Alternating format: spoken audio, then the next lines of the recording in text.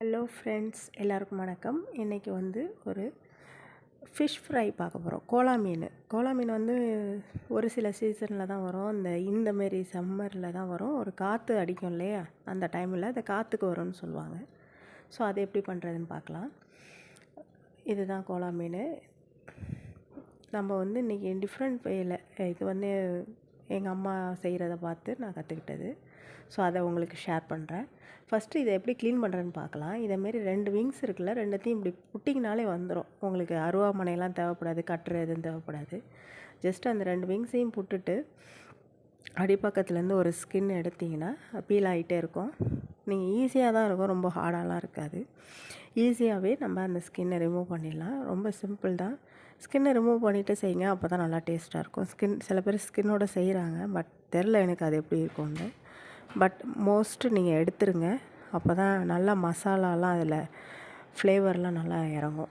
So வால் பகுதியை மட்டும் நம்ம வச்சுப்போம். அப்போ தான் நம்ம தேய்க்கிறப்ப ஈஸியாக இருக்கும், பிடிச்சிட்டு தேய்க்கிறதுக்கு கொஞ்சம் சப்போர்ட்டிவாக இருக்கும். அதனால் நம்ம அதை மட்டும் அப்படி வச்சுக்கலாம். ஸோ இதேமாரி க்ளீன் பண்ணிட்டு அந்த குடல் பகுதியெல்லாம் எடுத்துருங்க. அவ்வளோதான்.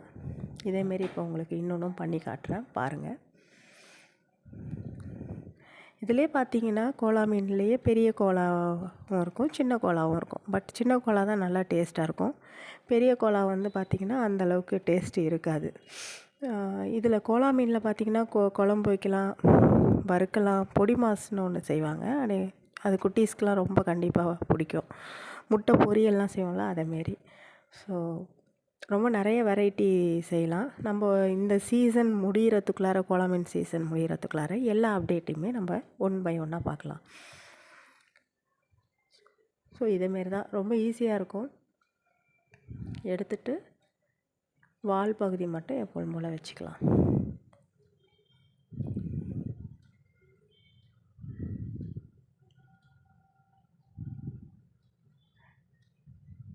இதேமாரி ஒரு கல் நான் எப்பொழுதுமே வீட்டில் வச்சுருப்பேன். ஸோ அதை தேய்க்கிறதுக்காக, மீன் தேய்க்கிறதுக்குன்னு. நம்ம மாடி வீட்டில் இருக்கிறனால பார்த்திங்கன்னா நம்ம கொல்லை வசதியெலாம் இருக்காது. ஸோ அதனால் நம்ம எல்லாத்தையும் சிங்கில் தான் பண்ணுற மாரி இருக்கும். ஸோ லைட்டாக தண்ணியை திறந்துக்கலாம். ஏன்னா நம்ம தண்ணி ஊற்றி தேய்க்க வேண்டியதில்லை. லைட்டாக அது ட்ராப் ஆகிற மாரி வச்சிங்க. நான் இப்படி தான் பண்ணுவேன் எப்போதும். ஸோ அதை காமிச்சிருக்கேன். உங்களுக்கு எப்படி ஈஸியோ அதேமாரி ஃபாலோ பண்ணிக்கங்க. தேய்ச்சி எடுத்துக்கலாம். அந்த சுண்ணாம்பு போகிற அளவுக்கு. இல்லைனா அந்த சுண்ணாம்பு ஸ்மெல்லு நல்லா இருக்காது, கவுச்சி அடிக்கும்னு சொல்லுவாங்க. ஸோ க்ளீன் பண்ணிடலாம். நல்லா தேய்ச்சி எடுத்துருங்க. அந்த கல் சொரப்பாக இருந்துச்சுன்னா தான் நம்ம டக்குன்னு தேய்ச்சோடனே எல்லாம் க்ளீன் ஆகும்.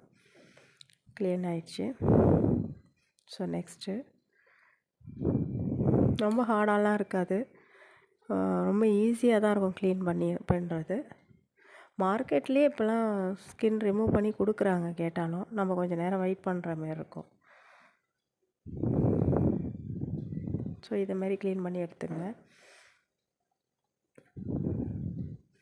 இதுக்கு கோலா மீனுக்கு நிறைய ப்ராசஸ் இருக்குது. ஸோ நம்ம எல்லாத்தையும் பார்க்கலாம் இன்றைக்கி.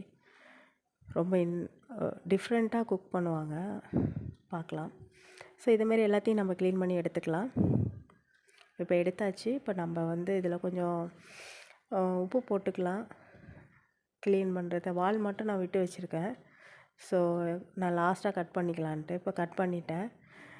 உப்பு போட்டுட்டு கொஞ்சம் நல்லா க்ளீன் பண்ணிடுங்க. பெரட்டி விட்டு நல்லா கிண்டிட்டு ஒரு 2 வாட்டி வாஷ் பண்ணி எடுத்துட்டோம்னா ஃபைனலாக நம்மளுக்கு ரெடி ஆகிடுச்சு. இப்போ இது ரெடி ஆகிட்டு இதேமாரி தான். இந்த வால் பகுதி பார்த்திங்கன்னா முள் இல்லாமல் இருக்கும். அது குழந்தைங்க சாப்பிட்றதுக்கும், இந்த ஹெட்டு பகுதி வந்து நம்ம சாப்பிட்றதுக்கும் வச்சுக்கலாம். 2ஆக கட் பண்ணி யூஸ் பண்ணுறப்ப அதுமாரி பண்ணுங்கள்.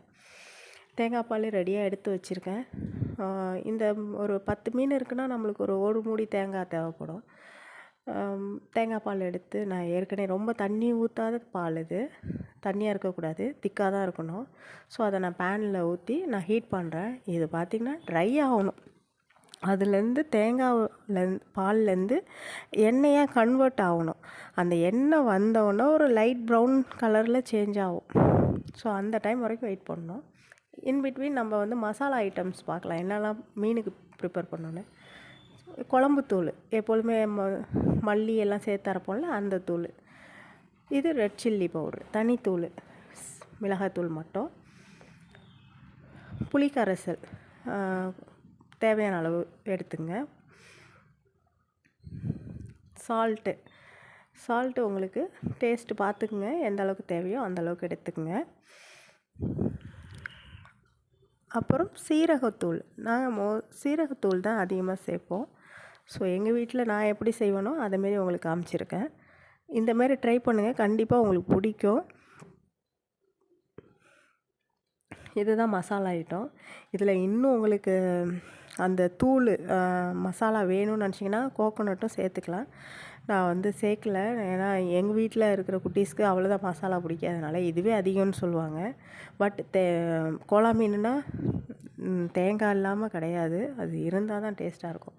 எல்லாத்தையும் மிக்ஸ் பண்ணிட்டோம். இப்போ பாருங்கள், பால் ரெடி ஆகிட்டே இருக்குது, கொஞ்சம் கொஞ்சமாக பாயில் ஆகிட்டே இருக்குது, செப்ரேட் ஆகும் ஆயில் அதுலேருந்து. அது வரைக்கும் நம்ம நல்லா கிண்டி விட்டுட்டே இருக்கலாம். அந்த காலத்தில் பார்த்திங்கன்னா பித்தளை எண்ணெய் சட்டியாக இருக்கும், கிண்டிகிட்டே இருப்பாங்களாம். கொஞ்சம் நேரம் விட்டுட்டால் கூட என்ன ஆகிடுமா, அடியில் பிடிச்சிக்குமா. ஸோ இப்போ நம்ம வந்து ரொம்ப மாடர்ன் ஸ்டைலில் சமைக்கிறனால நான்ஸ்டிக் ஃபெசிலிட்டிஸ்லாம் இருக்குது. நம்ம இந்த வேலை பார்த்துட்ருக்கப்போ அடுத்தது மசாலா ரெடி பண்ணுறோம். பட் அந்த காலத்தில் நிறைய பேர் இருந்திருக்காங்க. ஸோ ஒவ்வொரு வேலையும் ஒவ்வொருத்தவங்க பார்த்துருந்தனால எல்லாம் கரெக்டாக இருந்துச்சு. ஸோ நம்மளுக்கு ஈஸி தான், நான்ஸ்டிக்கில் ஒட்டாது, கிண்டிகிட்டே இருப்போம்.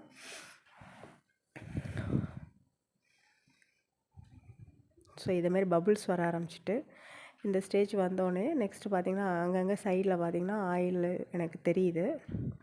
ஃபுல்லாக கோகோனட் தான், கோகோனட் ஆயில். அந்த காலத்தில் பார்த்திங்கன்னா இதை ஃபுல்லாக கோகோனட் மில்க்கு வச்சும் கோகோனட் ஆயிலில் தான் ஃப்ரை பண்ணுவாங்களாம். அந்தமாரி ஃப்ரை பண்ணி தான் யூஸ் பண்ணியிருந்துருக்காங்க. இப்போ நம்ம நார்மல் ஆயிலே குக் பண்ணலாம். ஸோ இந்தமாரி நல்லா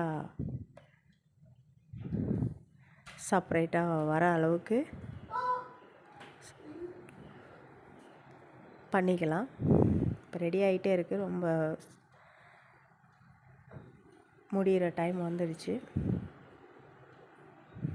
ஸோ பாருங்கள், நல்லாவே டிஃப்ரென்ஸ் உங்களுக்கு தெரியுது.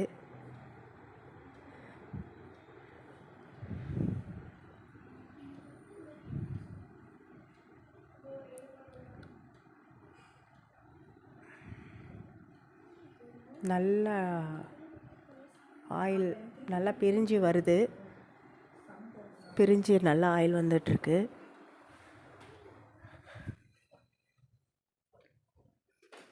நல்லா தெரியும் உங்களுக்கு. இப்போ இந்த ஸ்டேஜ் பார்த்திங்கன்னா கரெக்டாக இருக்கும். இந்த டைம் கூட நம்ம ஆட் பண்ணுறதா பண்ணிக்கலாம். நான் இன்னும் கொஞ்சம் வெயிட் பண்ணுறேன்.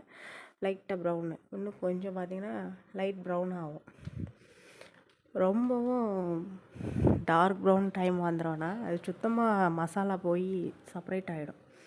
ஸோ இது கரெக்டாக இருக்கும். இப்போ பார்த்திங்கன்னா ஒரு தனித்தனியாக பிரிஞ்சிட்டு இப்போ எடுத்து வச்சுக்கலாம்.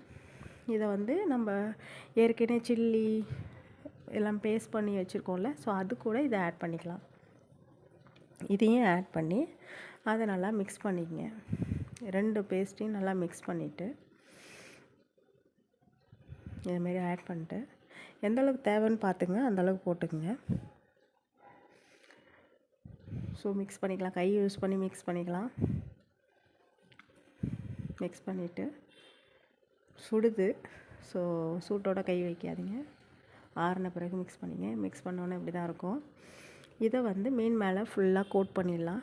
ஒவ்வொரு மீனாக எடுத்து நல்லா மசாலா எல்லா இடத்துலையும் ஸ்ப்ரெட் ஆகிற மாதிரி அப்ளை பண்ணிடுங்க. அப்ளை பண்ணிவிட்டு ஒரு அட்லீஸ்ட் ஒரு 10 நிமிஷம், இல்லை உங்களுக்கு டைம் இருக்குங்கிற பட்சத்தில் ஒரு 1/2 அன் ஹவர் ஊற விட்ருங்க. நல்லா அது ஃபுல்லாக ஊறணும். ஊறினோடனே நம்ம பேன் ஹீட் பண்ணிக்கலாம். ஏற்கனவே நான் மில்க் ரெடி பண்ணேன்னு அந்த பேன் ரெடியாக இருக்குது, அதில் ஆயிலாக இருக்குது. ஸோ பாருங்கள், ஆயில் அதில் இருக்குது. இது நான் போட்ட ஆயில் இல்லை, இந்த கோகோனட் மில்க்லேருந்து வந்த ஆயில். ஸோ நான் அதே யூஸ் பண்ணுறேன். பேன் ஹீட் ஆனோடனே நம்ம ஒன்று ஒன்றா அரேஞ்ச் பண்ணிடலாம். நான் முழு மீனையும் காமிக்கிறேன். சில பேருக்கு முழுசாக வறுத்தா பிடிக்கும். குட்டீஸ்க்கு அந்த வால் பகுதி மட்டும் நான் முன்னாடி சொன்ன மாரி முள் இருக்காது. ஸோ சின்ன பசங்க சாப்பிட்றதுக்கு ஈஸியாக இருக்கும். ஹெட்டில் பார்த்திங்கன்னா 2 பக்கமும் முள் இருக்கும். சில பசங்களுக்கு எடுத்து சாப்பிட தெரியாது. ஸோ அதை நம்ம பெரியவங்க சாப்பிட்டுட்டு வாழை கொடுத்துட்டா அவங்களே எடுத்து சாப்பிட்டுப்பாங்க. ஸோ இதேமாரி ஃப்ரை பண்ணிக்கலாம். பெரட்டி போட்டுட்டு எப்பொழுதும் போல் தான் நம்ம எப்படி மீன் வறுப்போம். ஸோ 2 பக்கமும் நல்லா ப்ரௌன் ஆகிற அளவுக்கு வச்சுட்டு வறுத்துக்க வேண்டியதான்.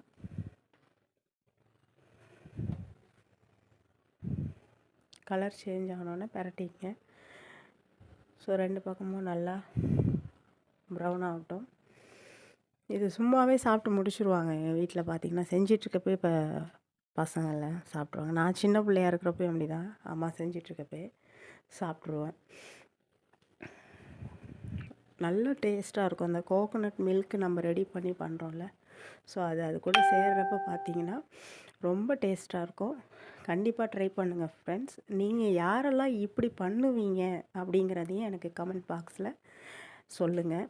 எனக்கு தெரிஞ்ச வகையில் நான் சொல்லிடுறதில்ல, செய்வாங்க பட் இப்போ செய்கிறதில்ல அப்படின்னு சொல்லியிருக்காங்க. பட் நீங்கள் யாரெல்லாம் அப்படி செய்வீங்க அப்படிங்கிறதையும் எனக்கு ஷேர் பண்ணுங்கள். இப்போ நல்லா ஃப்ரை ஆயிடுச்சு. இப்போ எடுத்துடலாம். இப்போ பாருங்கள், இந்த வால் பகுதி காட்டுறேன். இதில் முள் இருக்காது. ஜஸ்ட்டு இதை மாதிரி 2ஆக போட்டிங்கன்னா தனியாக வந்துடும். சென்டரில் ஒரே ஒரு முள் இருக்கும். சைடில் எல்லாம்லாம் இருக்காது. அப்படியே சாப்பிட வேண்டியதான். இது அப்படியே சாப்பிட வேண்டியதான். அந்த நடுவில் உள்ள முள்ளை மட்டும் இப்படி எடுத்துட்டோம்னா வந்துடும். அவ்வளோதான். இதில் முள்ளுங்கிறது இந்த சென்டர் பார்ட் மட்டும்தான். சூப்பராக ரெடி ஆயிடுச்சு. வீடியோ பிடிச்சிருந்தா லைக் பண்ணுங்கள், நிறைய பேருக்கு ஷேர் பண்ணுங்கள், எங்கள் சேனலுக்கு சப்போர்ட் பண்ணுங்கள். தேங்க்ஸ் ஃபார் வாட்சிங். Bye friends.